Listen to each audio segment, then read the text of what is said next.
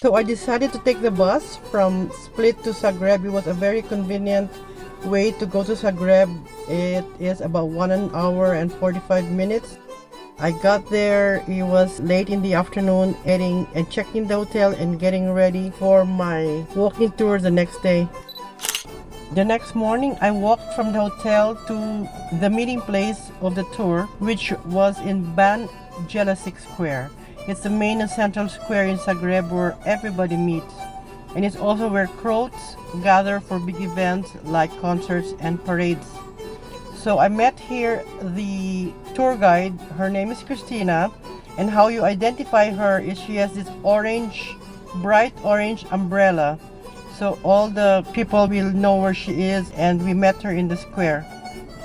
We were lucky, it was great timing that there was a Croatian military parade because of some holiday in Zagreb. Hello, nazad.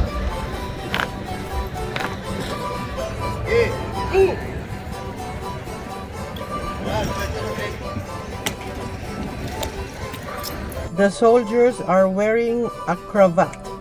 Cravat is a Croatian red cloth around the neck. It's like a necktie. It has a lot of history behind this cravat.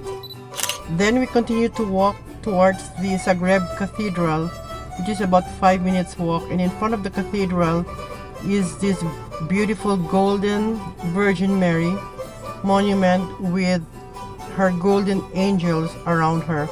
And you know, the Croats, there's about 80% of the Croats are Catholics, and they believe a lot about the Virgin Mary and her protecting them.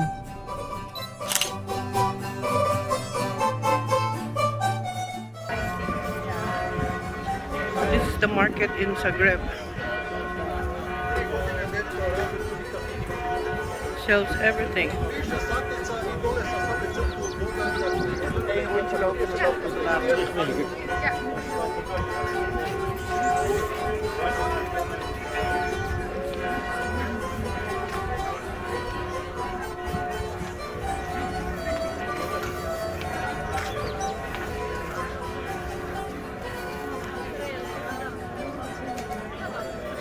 When we left the market, I couldn't find my sunglasses. So I looked for it all over my purse. And of course I couldn't find it because I was wearing it. Dang. We then head on to the stone gates, which is the Karmenita Vrata.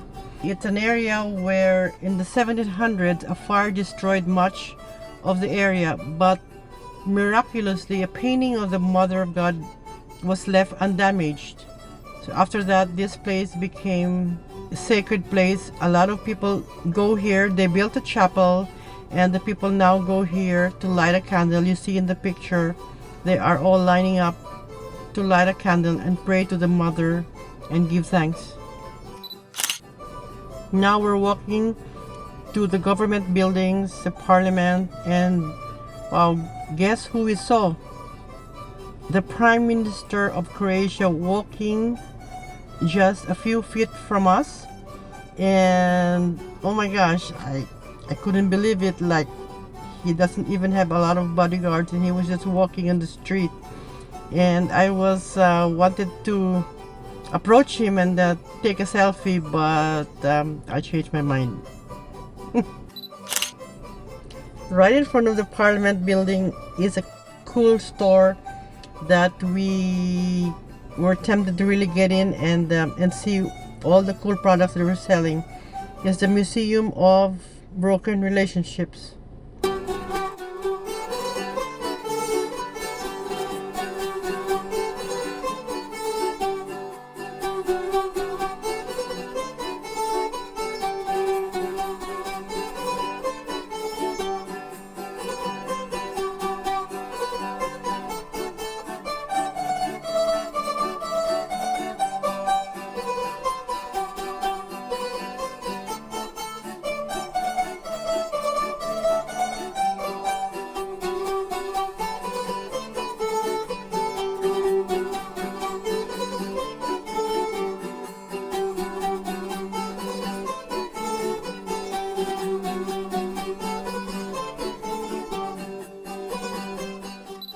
Christina's gonna talk about the padlocks. So this is the way to express your love for someone. It was very popular in Rome and Paris, and the idea is the person you love, you come with that person to a fence over a bridge, or like here, like just the street, and you lock your love, which means that your relationship will last forever, because you throw away the key and then you cannot take it off, you cannot break. But of course, that's not how relationships work. So half of them broke up in the meantime. Some of them are damaged or destroyed now.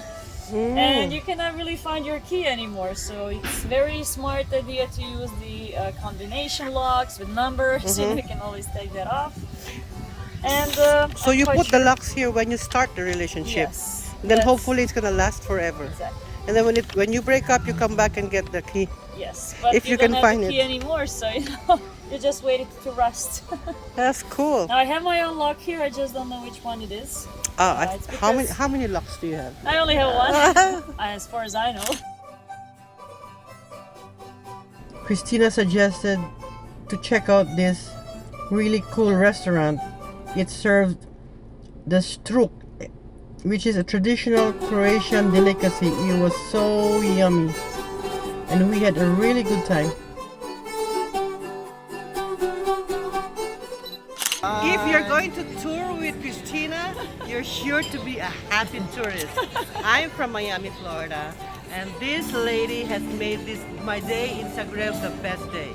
For sure. We are getting a personal tour from her. Yes, definitely. Thank you. Go, Christina, go, girl, go, girl.